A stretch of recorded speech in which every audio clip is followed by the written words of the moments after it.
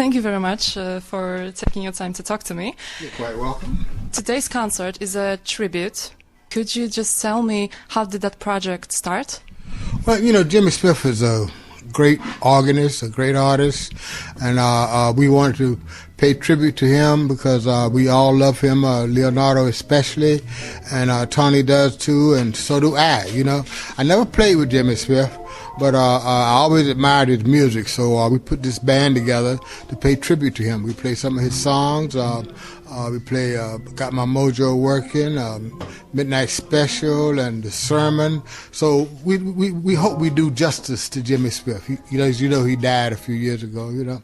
So we just want to keep his name alive.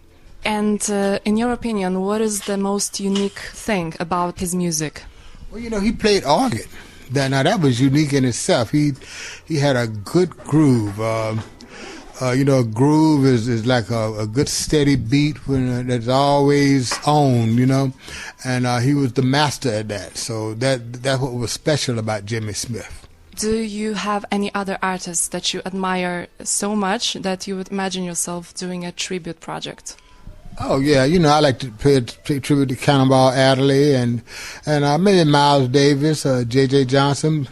But this is the opportunity that I got to pay tribute to Jimmy Smith, and I really appreciate playing tribute to Jimmy Smith. You play jazz concert, but also funk concerts. Which style of music on stage expresses you better? I don't know. I love jazz, and I love funk too. Equal. They're about equal, you know. I like to play jazz because it's a steady, hard groove, you know, and I like to play funk because it's a steady, hard groove too. It's just different emphasis where you put the groove, where you put the beat. But I love them both. If we are mentioning funk, I have to get back to the years with James Brown. Yeah. I heard that there was a lot of discipline and strict rules. How do you look at that from perspective? Well, James Brown had to have strict rules and discipline. It was what made his band great. The band was always on time and always on the beat, you know, and they did the music as hard as they could, you know, and so that came from James Brown discipline, and that's why it was such a great band. So did you spend many hours in the studio? The longest time that you spent in studio, what was it? I don't know, maybe all night one night, and maybe all day. You know, we used to stay in the studio until we got it right. It had to be right, you know. Mm-hmm. Since there was so much discipline, how did you manage to make the music so spontaneous?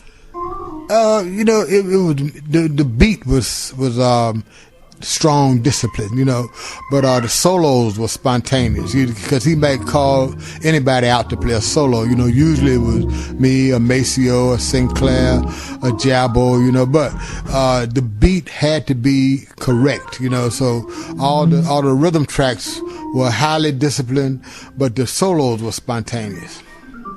In a song Doing It to Death, the phrase we're gonna have a funky good time, is it really yours? Actually, it is. You know, I don't know how you knew that. It's on the internet. But it was about Doing It to Death was definitely mine. You know, but if you notice that Doing It to Death was never mentioned in the song itself. You know, so Gonna Have a Funky Good Time became the lyrics, and the song should have been named Gonna Have a Funky Good Time, but the name of the song was Doing It to Death. Do you still enjoy playing those tunes like Payback? Yes, I do. If they're played correctly. But you know, most of the musicians that played them passed on now. You know, Jimmy Nolan, country. A lot of them have passed. You know, so we had to try to put it together the best that we can because nobody can do it the way those original musicians did it. So the last question about James Brown, what is the greatest lesson that you learned from him? About creativity. You know, James Brown said nothing is until it is, and then it is. So, you know, a lot of things we did had never been done before. So I try to do things like that now. I try to create music the way James Brown did, just out of nothing, you know, and make make good music. Then you played with George Clinton and the Parliament, and I read that it wasn't so, about the discipline and strict rules. It was a different experience. So how do you remember working with him? Well, George Clinton would take whatever you gave him. That he said, "Give me something that's wonderful, that's extremely different, very creative." And he would take that and he would use it or not use it. I would usually put horn over the whole track, and he would take some out and put some in. He would use it or not use it. So he just wanted some bad stuff, and he would use it as he saw fit. We talked about playing in different bands. When was the time when you felt for the first time that you have the full artistic freedom to do whatever about music that you want to? Well, it was after the experience with George Clinton and James Brown that I decided to do my own thing. I did a house party album. That was my baby, But it was rejected by most people in the music industry, and so I just went back to doing creative stuff for other people. I worked for an African lady a number of years, and I used my creativity with that. That was some different music. I want to always try to do something different. But now recently I have my own band, and so I'm back to doing creative music for myself. And so some people like it, some people don't. I don't care. Okay, just finishing the topic of funk musicians, the characteristic ones. You also worked with Bootsy Collins. Yeah, so how did you like it? How did you meet him? Oh, Bootsy was a tremendous bass player, and he always was on the one, and he could very creative, so he and George Clinton gave me a lot of my creativity. They freed me up to be, watching them made me free to be creative too. Next month, Wee Ellis is playing here. I was wondering if there is a chance that in the nearest future you would work together, play concerts. Well, we'll work together next week. Really, next week we'll play a gig together. But as far as having a band together, like Pee Wee, Maceo, and myself, I don't think that'll ever happen again because we have 3 different ideas about how to do a band. Maceo has his idea, Pee Wee has his idea, and I have mine. So maybe we'll collaborate intimately on certain things, but I don't think we'll ever have a band together again. Talking about your projects, there was also Abraham Inc. And is there a chance that it will be back? It's a chance, we talked about doing another album. I had a lot of fun doing that. That was another creative venture. I had a chance to experience klezmer music and some hip hop too. So that was very creative period of my life. And we probably will do it again. I don't know when, but we probably will. And there was also hip-hop. How do you feel about so many different artists sampling your work? I love it because it makes me more money, But I don't really care for a lot of hip-hop, because of the subject matter. And but hip-hop is a viable creative experience. I know these producers, they take time and create these tracks. The words I don't care too much about, but a lot of the artists, they do have a groove and something about them that gets over. So I don't really put it down, but I'm not in favor of all of it. But hip hop is a viable way to make money. Okay, so you've been in the industry for such a long time. You've watched the development of funk, jazz, many other styles. So what do you think about the quality of today's music? It's all right.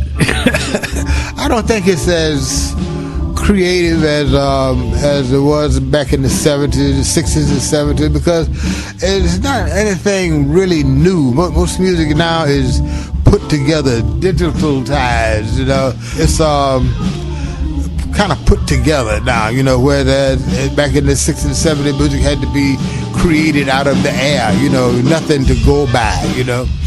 Yeah. You are also working with new artists like Leonardo today. I was wondering which artists, in your opinion, are the most promising ones? Well, Leonardo Carati is a great organist. I love him. You know, he's a young guy, 21 years old, that can play like Jimmy Smith. And you know, when I see things like that, it's something for me to get on to. You know, because I know that the music is still alive, and it's alive in some places where you wouldn't expect it. You know, so I try to gravitate toward that. You know. So you mentioned that you are working on new music. Creating. What is it? What kind of projects? I was just speaking to the guy that owns this club. He's a blues guitar player, you know, and my next album will be blues. There'll be some different kind of blues, you know, and some different arrangements, but I just try to do things differently. So this album is going to be blues with some hip arrangements, you know. I do some horn arrangements and some rhythm arrangements, but it will be blues. So I guess we can expect you back here with new music soon. Yeah, definitely, you know. It's not new music, but it's old music done in a new way. Okay. Yeah. I know that you are also working at a university with students. And lectures. Yeah. So how was that experience? I don't have much time to do that, but I'm sure in the future I'll do more of it, you know, because I'm getting old, and sometimes I can't perform on stage as I used to, you know. I can't dance and sing all night long like I used to do. So I will probably teach when I get to be 80 or 90 years old, you know, if I make it that far. So it's something that I look forward to doing more of. Just to sum it up, you do so many things. Play on stage, teach others. What gives you the greatest joy? Well, playing on stage, you know, that's what I love to do. But like I say, I won't be able to do it forever. So I look to teaching, and I'm going to write another book. Have you read my book? Not the whole thing, yes, but I have it. I'm reading it. I'll write some more books for people to read, and to share my experiences of about what I learned in the music business, and what to do and what not to never do, you know. So I think writing books and teaching will be in my future.